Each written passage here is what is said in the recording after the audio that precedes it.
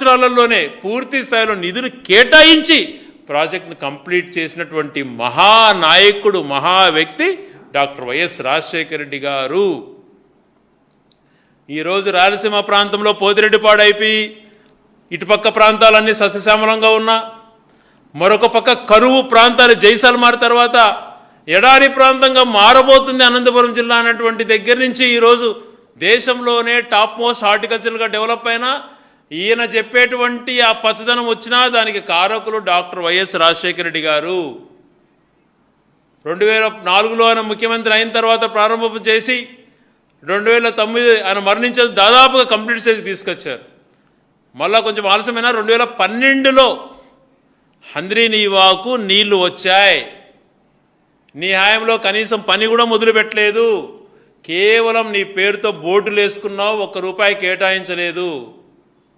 ఇది గుర్తు నీకు తెలిసినా కూడా అక్కడ జరిగినటువంటి మంచిని ఇంకొకరి పేరు చెప్పలేక నీ పేరు వాడుకుంటున్నావు, అంతకుమించి చేయలేదు. ఈరోజు గుండెలపై చేసుకొని చెప్పండి చంద్రబాబు నాయుడు గారు, నీ వలన హంద్రీనీవా అయిందా? నువ్వు 5 టీఎంసీలు కుదించినటువంటి మాట వాస్తవమా కాదా? 2 సార్లు శంకుస్థాపనకు వివిధ ప్రదేశాలకు వచ్చి ₹1 కూడా కేటాయించుకున్నటువంటి మాట వాస్తవమా కాదా? జీడిపల్లి వరకు ఏ సంవత్సరంలో నీళ్ళు వచ్చాయి? జీడిపల్లి రిజర్వాయర్ అయిపోయి పైన మారల కానీ గొల్లపల్లి కానీ అటుపక్క ఈరోజు నీ కుప్పంకు నీళ్లు పోయేటువంటి వరకు ప్లాన్ చేసి ఆ రోజే టెండర్లో అన్నీ కూడా పిలిచి ఎవరు ఆ పనికి అంకురార్పణ చేశారు, ఎవరు ఎక్కువ ఖర్చు పెట్టారు, ఇవన్నీ తెలిసి కూడా పదే పదే అసత్యమైన మాటలు మీరు మాట్లాడుతున్నారు. ఈరోజు అక్కడ చెరువులకు నీళ్ళు వచ్చినా, ఆ ప్రాంతంలో రైతులు పంటలు పండించుకుంటున్నా, ఆ కరువు ప్రాంతంలో ఏదైతే అనంతపురం జిల్లా ఉందో, రాయలసీమ ప్రాంతం ఉందో, అలాగే హంద్రీనీవా వల్ల చిత్తూరు జిల్లా కానీ పార్ట్ ఆఫ్ ఉమ్మడి కడప జిల్లా రాయచూడి ప్రాంతం కానీ నీళ్లు వచ్చినాయి అని అంటే దానికి కారకుడు డాక్టర్ వైఎస్ రాజశేఖర రెడ్డి గారు అన్నటువంటి మాట మళ్ళీ కూడా చంద్రబాబు నాయుడు గారు చెప్పేటువంటి అసత్య ప్రచారానికి ఖండిస్తూ తెలియజేస్తున్నాం, గర్వంతో చెప్తున్నాం. రాయలసీమలో ఏదైనా జరిగింది అని అంటే కేవలం అది రాజశేఖర రెడ్డి గారి పుణ్యాన, తర్వాత జగన్మోహన్ రెడ్డి గారి హయాంలోనే రాయలసీమ ప్రాంతానికి కొంచెం మేలు జరిగింది. మీరు ఎటువంటి మేలు చేయలేదు, చేయకపోగా నష్టం చేస్తున్నారు. మాకున్నటువంటి అక్కడ ఉన్నటువంటి మా ప్రాంతంలో ఏదైతే వెంకటేశ్వర స్వామి యొక్క ఔన్నత్యం ఉందో ఆ టెంపుల్ యొక్క పవిత్రతను దెబ్బతీస్తూ కల్తీ లడ్డు విషయాలు తీసుకురావడం కానీ, అక్కడికి వచ్చినటువంటి హైకోర్టు మూవ్ చేసేయడం కానీ, లా యూనివర్సిటీని ఎత్తేసే విషయం అన్నిట్లలో కూడా మీరు మా ప్రాంతానికి గొంతు కోసి అన్యాయం చేశారు. ఈ మాట చెప్పకుండా నా వల్లే పచ్చదనం వచ్చింది, హార్టికల్చర్ నేను డెవలప్ చేశానంటున్నారు. హార్టికల్చర్ ఎవరి హాయంలో ముందుకు వచ్చింది? ఏదైతే ఈ మైక్రో లెవెల్ ఇరిగేషన్ చేయాలన్నటువంటి తపనతో హార్టికల్చర్ 90% సబ్సిడీ ఇచ్చి రైతులను ఆదుకుంటూ, అన్నిటికంటే కూడా ముఖ్యంగా ఆ మహనీయుడు తీసుకున్నటువంటి ఉచిత కరెంటు నిర్ణయం వల్ల రైతులు వ్యవసాయం పైన మక్కువ చూపి అటు హార్టికల్చర్లు కానీ రాయలసీమలో పచ్చదనం కానీ ఏర్పడింది. అప్పటి నుంచే పూర్తిగా ఆత్మవిశ్వాసం కోల్పోయినటువంటి రైతులకు నీ హాయంలో ఒక ట్రాన్స్ఫార్మర్ రావాలన్నా, ఒక విద్యుత్ ఛార్జీలు కట్టలేక అల్లాడుతుంటే ఆ పరిస్థితులలో మీరు వాళ్ళ రైతులపైన కేసులు బనాయించి జైల్లో వేసేటువంటి దుర్మార్గ పరిస్థితుల నుంచి ఆ పాత బకాయిలు మాఫీ చేసి, ఉచిత విద్యుత్ ఇచ్చి, రైతులకు రుణమాఫీ చేసి, హార్టికల్చర్ ప్రోత్సహించి 90% సబ్సిడీతో హార్టికల్చర్లు ఇచ్చిన తర్వాత అక్కడ మామిడి మొక్కలు ఫ్రీగా ఎన్ఆర్జీఎస్ ద్వారా సప్లై చేసి, ఎన్ఆర్జీఎస్ స్కీమ్ కూడా అనంతపురం జిల్లా నుంచే అంకురార్పణ చేసి రైతుల యొక్క జీవన శైలిలో ఆ ప్రాంతం ముందుకు వెళ్ళటానికి కారకులు డాక్టర్ వైఎస్ రాజశేఖర రెడ్డి గారు అని చెప్పడానికి గర్వపడుతున్నా. నీ హాయంలో ఏం చేస్తున్నావు? ఒక పక్కన నువ్వు అప్పుడు చక్రం తిప్పే టైంలో ఆల్మట్టి డ్యాము ఎత్తు పెంచేశారు, రాయలసీమ ప్రాంతానికి నష్టం జరుగుతుంది. ఇప్పుడు మళ్ళా ఆల్మట్టి డ్యామ్ను 100 టీఎంసీలు పైగా పెంచి మా రాయలసీమ ప్రజలు గొంతుకొస్తుంటే నోరు మెదపట్లేదు. మరొక పక్కన ఏదైతే అనంతపురం జిల్లాకు కానీ శ్రీశైలం రిజర్వాయర్కి నీళ్ళు ఇచ్చేటువంటి ముఖ్య ప్రాంతం ఆల్మట్టి తర్వాత ఎక్కువగా నీళ్ళు వచ్చేటువంటి శాతంకు సంబంధించినటువంటి తుంగభద్రాని, ఆ పైన తుంగభద్ర నీళ్ళు కూడా రాకుండా వేలాది కోట్ల రూపాయల అప్పర్ భద్రాలో కర్ణాటక ప్రభుత్వం అనేక ప్రాజెక్టులు నిర్మించేసి వాళ్ళు చేస్తుంటే నీళ్ళను అడ్డుకుంటుంటే నేను నోట్లో నుంచి మాట రావట్లేదు. ఎందుకంటే నీకు రాయలసీమ అంటే ద్వేషం. అనంతపురం జిల్లాకు ఎన్నో ప్రాంతాలకు నీళ్ళు ఇచ్చేటువంటి హెచ్ఎల్సి అదే కర్నూలు జిల్లాలో ఆదోని మంత్రాలయం లాంటి ప్రాంతాలకు వచ్చేటువంటి LLC lower level canal, higher level canal లాంటిది ఏదైతే వస్తున్నాయో తుంగభద్ర నుంచి, వాటిని కూడా ఆ తుంగభద్రలో నీళ్లు రాకుండా పైన నిర్మిస్తున్న ప్రాజెక్టులను ఎన్నో రకాలుగా అడ్డుకుంటుంటే దానిపైన కూడా నువ్వు నోరును మెదపట్లేదు. నువ్వు రాయలసీమ ద్రోహి అవునా కాదా చెప్పమంటున్నాను మిమ్మల్ని.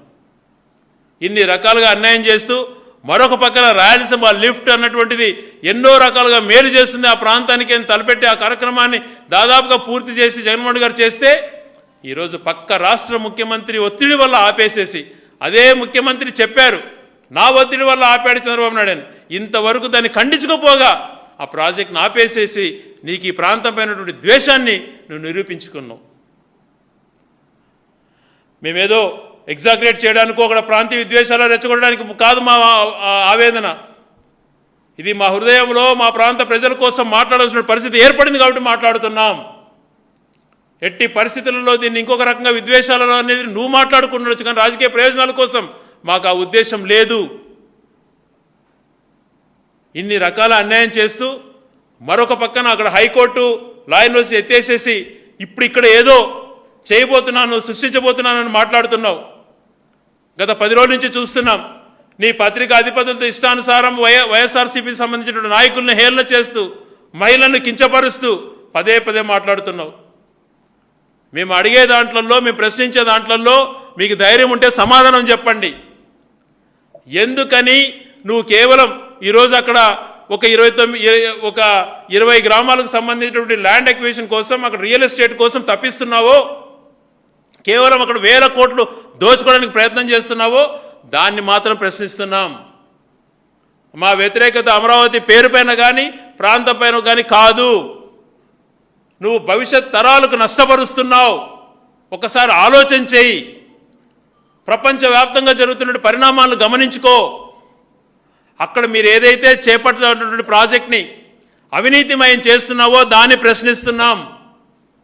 4 కంపెనీలకే దారాదత్తం వర్కులన్నీ చేస్తూ ఆ కంపెనీలు 4 సెలెక్ట్ చేసుకొని ఒకరు 4.9 వేయండి, ఒకరు 3% వేయండి, ఒకరు 2% వేయండి, ఒకరు 1% వేయండి అని చెప్పి మాట్లాడుకొని ఒక కంపెనీకి ఒక వర్క్ వస్తే ఇంకొక రెండో వర్క్కు ఇదే కంపెనీలు సేమ్ ఫిగర్స్ మార్చి చేసుకుంటూ 1000 కోట్లు ఏదైతే దోచుకుంటున్నావో దాన్ని ప్రశ్నిస్తున్నాం. భవిష్యత్ తరాలకు నువ్వు నష్టపరుస్తున్నావు అని చెప్తున్నాం. ఈరోజు 51,000 కోట్లు అప్పు చేసావు కేవలం రాజధాని పేరుతో. అమరావతికి అని చెప్పి 51,000 కోట్లు అప్పు తీసుకొచ్చావు. అందులో 13,000 కోట్లు ఆల్రెడీ ఖర్చు పెట్టేశానంటున్నావు. దాంట్లో మొబిలైజేషన్ అడ్వాన్స్ కింద 8,000 కోట్లు ఇచ్చి ఆ 8,000 కోట్లలో మొత్తం వర్క్లో 20% బాగా దాదాపుగా 5-6 కోట్లు లంచం రూపంలో నువ్వు తీసుకొని కాంట్రాక్టర్ ప్రాఫిట్ మార్గాన 50% ఎక్సెస్గా వాళ్ళకి ఇచ్చి అక్కడ ఏదో హడావిడి జరిగిపోతుంది, పనులు జరిగిపోతాయని చెప్పి క్రియేట్ చేస్తావా? అంతంత డబ్బులు అవినీతి చేస్తే కొద్ది గొప్ప పనులు జరుగుతాయి. కానీ దాని వెనక జరుగుతున్న నష్టాన్ని మేము ప్రశ్నిస్తున్నాం. ఇక్కడ జరుగుతున్న పనిని మేము బాధపడట్లేదు. కానీ ఈ దోపిడీని అరికట్టండి, అది ప్రజాధనం వృధా కాకుండా కాపాడండి అని మాత్రం మాట్లాడుతున్నాం. దాన్ని రకరకాలుగా తీసుకుపోతావా? అక్కడంత ఖర్చు పెట్టే బదులు ఎగ్జిస్టింగ్ సిటీస్ ఉన్నాయి కదా, గుంటూరు, విజయవాడ లాంటి ప్రాంతాలు ఎగ్జిస్టింగ్ డెవలప్డ్ టౌన్స్ కదా.